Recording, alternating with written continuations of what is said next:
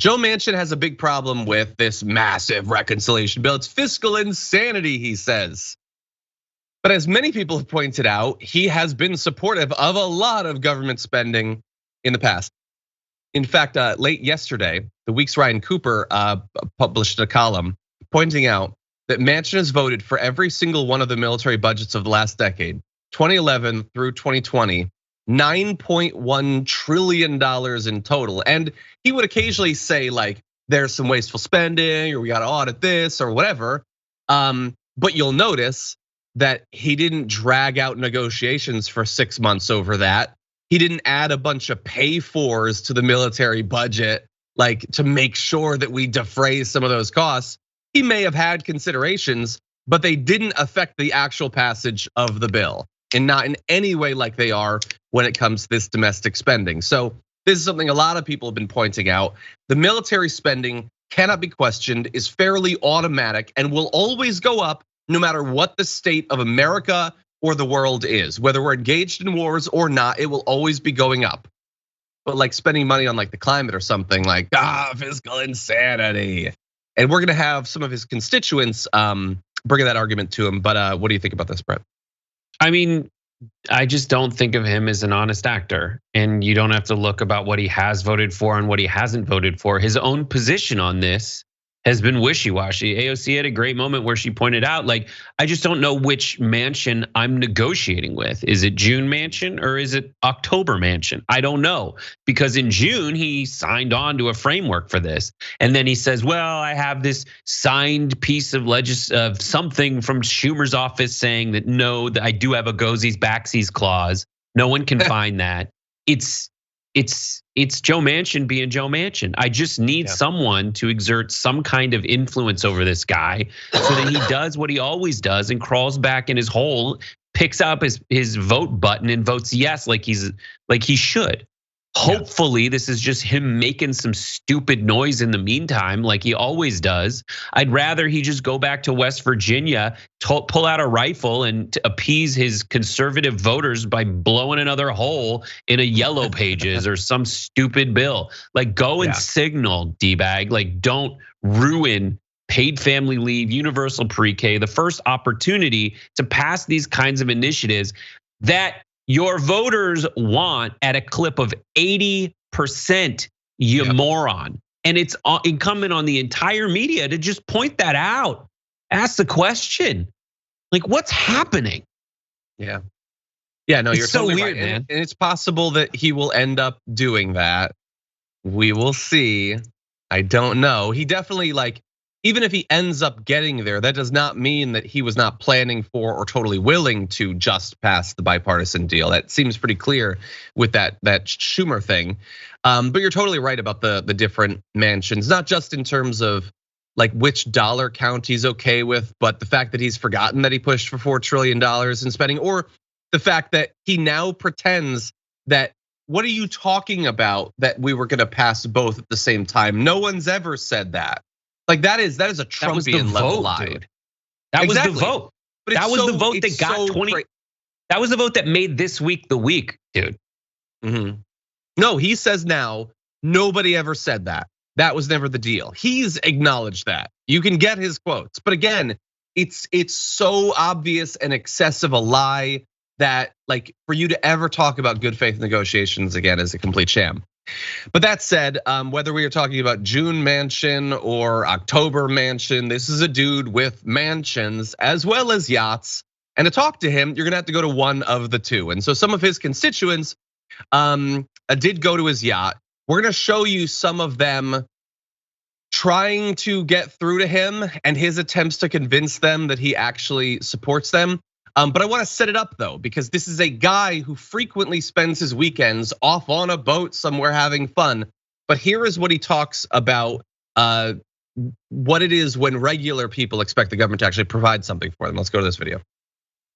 Testing means that are we targeting the people that need it or getting it, or the people getting it that maybe could do without? I mean, they're in pretty good shape. So I said means testing. I said work requirements. Those are all very, very important in these things. And that way you target children. So you have the beginning of life, our children. Pre-K, yes. Then you have the end where our senior citizens want to live in the dignity and respect of their own home. We can do that with some assistance. And again, some can pay a little bit, and some can't pay any. That's means testing. It goes an awful long way that way. I'm just not, so you know, I cannot accept our economy or basically our society moving towards an entitlement mentality that you're entitled. Okay? I'm more of a rewarding, because I can help those who really need help if those who can help themselves do so. You said that Pelosi. He smiles as he backs away like, yeah, I don't want people to get entitled. I make so much money doing literally nothing. Now I'm gonna go be on my yacht for a while. Everybody talk amongst yourself about me, but don't get entitled, all you poor people who desperately need help. And he represents a state with a lot of poverty. A state that, as Brett already pointed out, massively supports this bill. And there is seemingly no connection between what the people there want and what happens to him, or even their views of him. There seems like no, it's happened in Arizona. I haven't yet seen it from West Virginia, but that's very frustrating. So Brett, what do you think about this? Are you concerned about people becoming entitled? Well, it's the quote entitlement programs are the most popular programs in America. Mm-hmm. People like it. And you know why? A lot of them work. And you know what? If he has a problem with certain aspects of entitlement programs and he wants to make them cheaper and more economical, what he can do is get behind the part of this bill that allows us to negotiate drug prices for Medicare. Because that's your tax dollars right now going towards something that is overpriced. There's your waste. Like, focus on that stuff. Right now on tyt.com, there's like, as of, I wanna say like 4 minutes ago, there's a new report up about how much Manchin himself has made off of coal. And in the last 10 years, it is, spoiler alert, $5 million in the last 10 years, $522,000 a year. Go read that full article. It tells you exactly that. And the reason I point that out is in terms of entitlement programs. I saw this tweet earlier, retweeted the video that you just played, retweeted with just a post saying Manchin got his first job from his dad. Yep. So he got a handout and he's used it. And you know what? He's using that to keep his whole family flush with cash. And there's been bailouts that his family, through essentially an entitlement program, Daily Poster's got an article about it. There's a whole flush of like government money that went to bailing out his entitled ass family, because America is so much more eager to listen to the moneyed interests that basically that show up with their handout first, and the only thing they give in exchange is not, I'm a human being, please respect me. That's what most people in America want. But instead they put a bunch of money in Manchin's coffers and then get a ton of cash in return. And usually you have to look at that donations. Yeah, and usually you have to look at that level of corruption. But with Manchin, like, the money goes into his own pocket. It goes into his own family's pocket. Yep. You do best to change the subject, Brett. How dare you ask about those sorts of questions, those sorts of things. Anyway, really fast, I do want to show some of these protests. We've talked about it a couple times. They've continued. Here they are trying to get through to Joe Manchin.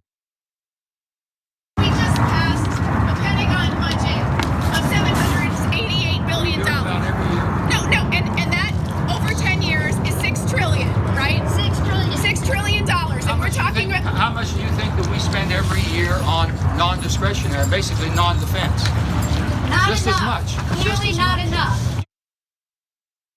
Okay, so there's a lot in the video. You can find them online. The woman goes on to point out that like the Republicans are definitely going to take back the Senate and the House, possibly no matter what, but definitely if the Democrats don't actually do what they said they're going to do, what they need to do. And he immediately starts talking about how the filibuster is necessary for the future. She wasn't even talking about the filibuster, but I love that there.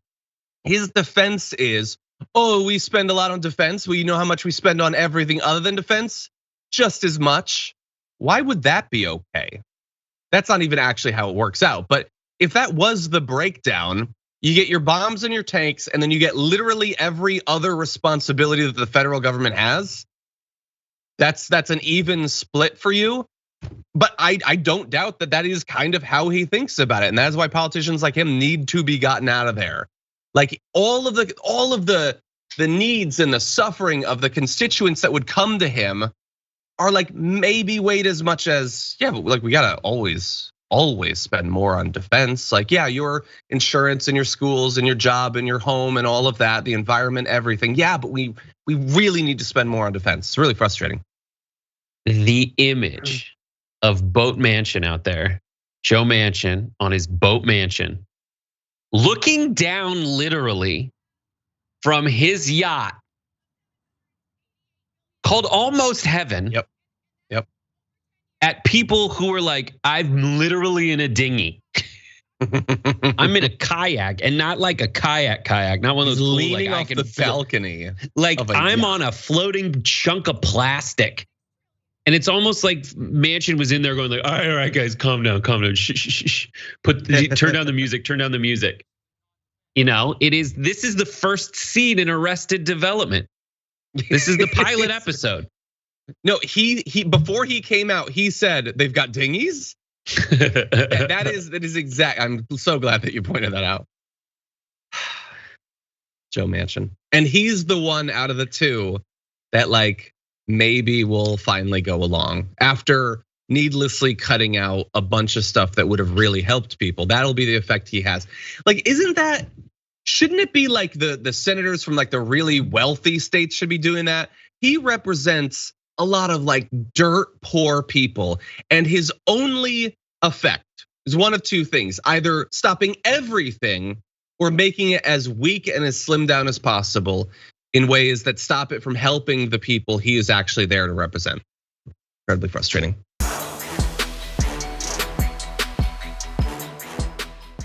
Check out the Damage Report podcast each day, wherever you get your podcasts, whether Pocket Casts or Stitcher or iTunes. You can join me as I give you the news and stories you want, with a range of co-hosts and interview guests jumping in on the fun each day. Again, that's the Damage Report, wherever you get your podcasts. And if you get them at iTunes, don't forget to rate and review. Sometimes I'll read them live on the show.